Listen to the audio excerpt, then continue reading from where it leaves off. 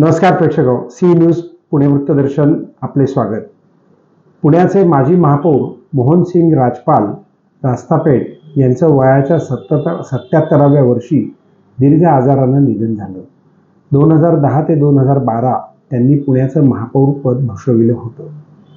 देशामध्ये पंतप्रधान मनमोहन सिंग होते आणि पुण्याचे महापौर मोहनसिंग राजपाल होते.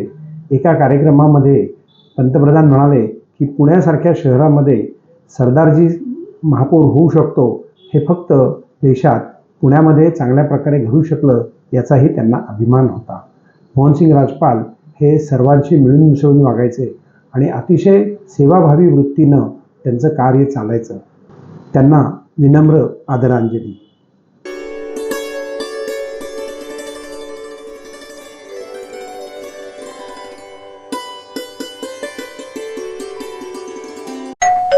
अहो उठा ना, ऑफिसला नाही का जायचं?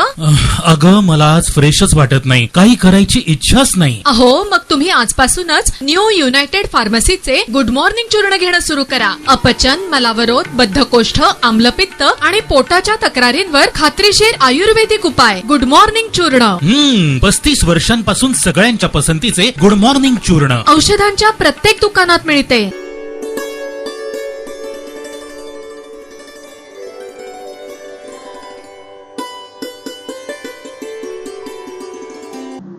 महाराष्ट्रामध्ये शिवसंग्राम पक्ष आणि विनायक मेटे हे समीकरण होतं, पण एका रस्ते अपघातात त्यांचा मृत्यू झाला.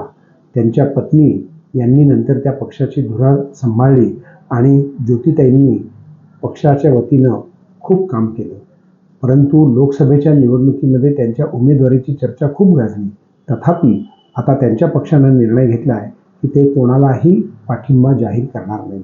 जाणून घेऊयात ज्योती मेटे. याच्या बाबतीमध्ये मगाशीच प्रदेशाध्यक्षांनी आपल्या निवेदनामध्ये स्पष्ट केलेलं आहे. सर्वप्रथम आपणा सगळ्यांना संबोधित करण्यासाठी खूप उशीर झाला, त्याच्याबद्दल मनापासून माफी चाहते. आपण म्हणालात त्याप्रमाणे उशीर झालेला नाही आहे, कारण आम्ही या बाबतीमध्ये भूमिका यापूर्वी देखील स्पष्ट केलेली होती की बीड लोकसभेच्या अनुषंगाने निर्णय झाल्यानंतरच या बाबतीमध्ये शिवसंग्रामची राज्यस्तरावरची भूमिका स्पष्ट करता येऊ शकेल आणि बीड विधानसभेचा हा चौथा टप्पा असल्यामुळे ही गोष्ट होणं स्वाभाविक होतं. याच्या बाबतीमध्ये कसं असतं, राजकारणामध्ये अनुषंगिक भूमिका असतात, त्यामुळे नाराजीचा किंवा नाराजीचा प्रश्नच उद्भवत नाही. योग्य वेळी योग्य निर्णय घेण्याच्या बाबतीमध्ये राजकारणाला महत्व असतं आणि आमची भूमिका ही योग्य वेळी योग्य निर्णय घेण्याचीच होती. याच्या बाबतीमध्ये यापूर्वीच्या संबोधनामध्ये देखील हे स्पष्ट केलेलं होतं की मुळामध्ये बीड लोकसभा लढवावी अशी ही जनतेतून आलेली ती मागणी होती आणि त्याच्यानंतर मग आमच्या संघटना पातळीवरती हा विचार झालेला होता.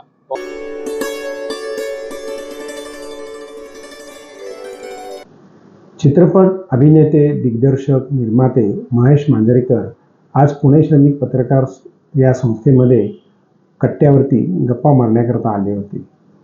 त्यांनी एक नुकताच फर्निचर हा एक चित्रपट देखील केलेला आहे. त्यांना अनेक प्रश्न पत्रकारांनी विचारले असता त्यांनी अतिशय खुमासदार अशी उत्तरं दिली. पण राजकीय कुठल्याही पक्षात जाणार नाही, त्याचबरोबर ज्यांना नेटवरती ट्रोल केले जातं अशा ट्रोल करणाऱ्या व्यक्तींकरता कुठला तरी कायदा असावा अशीही भूमिका त्यांनी मांडली. नाही, काय झालं माहिती आहे की ज्या वेळेला म्हणजे आम्ही ज्या वेळेला सुरुवात केली 84ला, म्हणजे त्याला झाली 16-40 वर्ष आली, त्यावेळेला ना काही नव्हतं. एक चॅनल होता दूरदर्शन, त्याच्यानंतर काही वर्षानंतर तो उलटा DD मेट्रो आला. तर सिरियल बिरियल पण त्यावेळेला काही फार व्हायचं नाही. 13 एपिसोड म्हणजे आम्हाला वाटायचं रे बापरे 13 एपिसोड म्हणजे किती, पण त्यामुळे काही फार ऑपॉर्च्युनिटीज नव्हत्या त्यावेळेला. पण आमच्या काळाला त्यावेळेला सगळे मोठे मातब्बर नट थिएटरमध्ये पाय रोवून होते, म्हणजे सतीश उपाशी, डॉक्टर लागू, हे सगळेच त्यावेळेला होते. त्यामुळे आम्ही नवीन जी मुलं आलेलो, म्हणजे मी, सचिन खेडेकर, अतुल परचुरे, सुनील बर्वे, आम्ही एकत्रच त्यावेळेला नाटक क्षेत्रात आलो, अफलातून या नाटकात. त्यामुळे ना त्यावेळेला काम ॲज अन ॲक्टर मिळणं, थोडा प्रयत्न केला, पण ते हिंदीत आपलं काही ते जायला मार्ग नव्हता, अप्रोच नव्हता. आणि एक सिरियल करत असताना मला ना ते डिरेक्शन खूप अट्रॅक्ट करायला लागलं. त्यामुळे तिकडे गेलो. मग तेव्हा ठरवलेलं नाही करायचं, पण नंतर परत काटेमुळे एक एंट्री घेतली. पण फार मला मी नाही रमत त्याच्यात. आता पण हा जुनं फर्निचर केलं, कारण तुम्ही हिंदीत करणार पण मराठीत करायचं. मराठीत आयत्या वेळेला कोण मला डेट देईल. मग आमचा एक असिस्टंट मला म्हणाला, सर तुम्ही का नाही करत, चला करू. पण काय असतं की आता असा तो जुना फर्निचर सारखा सिनेमा मला मिळाला, कारण मी दिला होता. बाहेर कुठे गेलो तर काही एक काय म्हणतात त्याला, मुलीचा बाप, मुलाचा बाप, किंवा कुंड किंवा विलन असे काहीतरी रोल असतात. परत ती ऍक्टिंग हल्ली वाण्याच्या दुकानावर पण मिळते. गुंडाची ऍक्टिंग द्यामध्ये एवढंच करायचं असतं, त्यामुळे ते फार कठीण नसतं. त्यामुळे त्याला ऍक्टिंगमध्ये असं करावं वाटावं असा रोल पण मिळाला पाहिजे. पण आता बहुतेक मला वाटतं जुनं फर्निचरचं कोणतरी मला एक बरा रोल देईल असं मला वाटतं.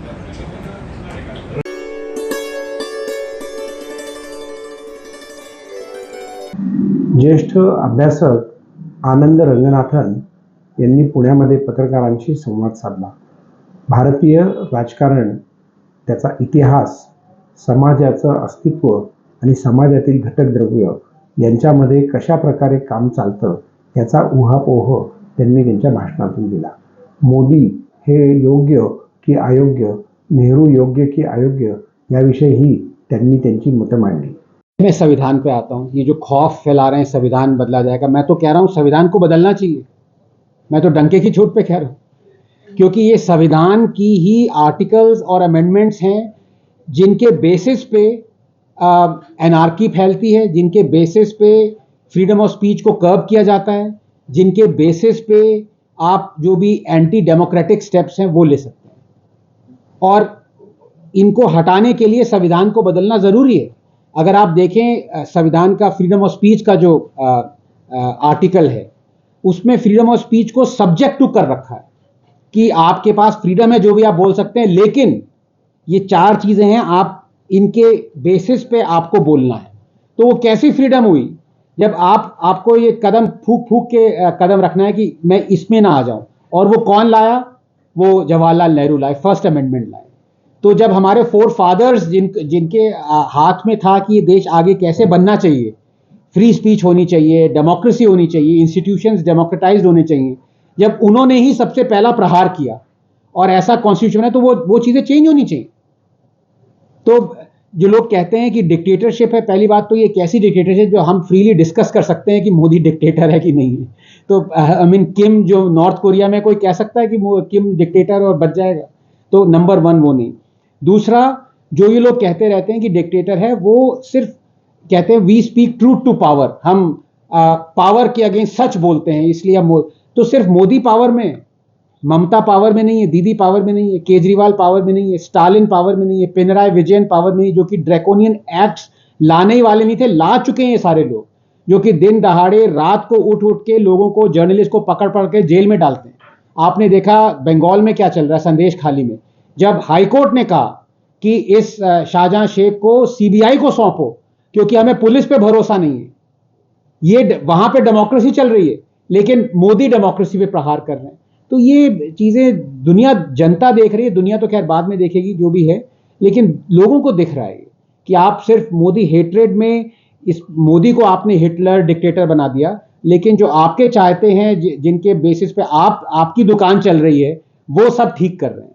ये लोगों को दिख रहा है. लेकिन मैं तो फिर भी ये कहूंगा कि कॉन्स्टिट्यूशन का चेंज होना बहुत जरूरी है, क्योंकि मैं कहता हूं our democracy has been in danger ever since we became a democracy.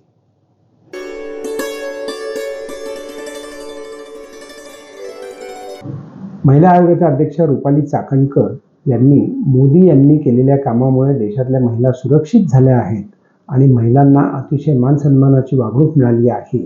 त्याचप्रमाणे महिलांना उज्ज्वला गॅस योजनेचा देखील फायदा झाला, असं ठाम प्रतिपादन त्यांनी केलं. त्यांच्याबरोबर एकनाथ शिंदे, शिवसेनेचे अनेक नेते त्यांच्याबरोबर व्यासपीठावरती होते. भारतीय जनता पक्षाने देखील आपला जाहीरनामा सादर करीत येणाऱ्या कालावधीमध्ये आतापर्यंत घेतलेले निर्णय यशस्वी झाल्यानंतर पुढील काळामध्ये जे काही जाहीरनाम्यामध्ये निर्णय घेण्याचा मानस व्यक्त केलेला आहे, त्यामध्ये आतापर्यंत 1 कोटी ग्रामीण महिलांची लखपती दिदी म्हणून क्षमता वृद्धी झालेली आहे. आता ही क्षमता वृद्धी 3 कोटी ग्रामीण महिलांना लखपती दिदी बनवण्यावर येणार आहे. महिला बचत गटांना सेवा क्षेत्राशी जोडून बचत गटांची उत्पादने ग्राहकांपर्यंत पोहोचवण्याची व्यवस्था तयार केली जाणार आहे. औद्योगिक आणि व्यावसायिक क्षेत्रात कार्यरत महिलांसाठी बालगृहांसारख्या मूलभूत सोयी सुविधाही उपलब्ध करून असणारी वसतिगृह बनवणार आहे. क्रीडा क्षेत्रातील महिलांचा सहभाग वाढविण्यासाठी प्रयत्न करणार. महिलांकरता सार्वजनिक शौचालय बनवणार तसेच त्यांच्या देखभालीची व्यवस्था करणार. ॲनिमिया, स्तनांचा कॅन्सर, त्याचबरोबर अस्थिभंगुरता, गर्भाशयाचा कर्करोग यासारख्या व्याधींवर विशेष भर देतात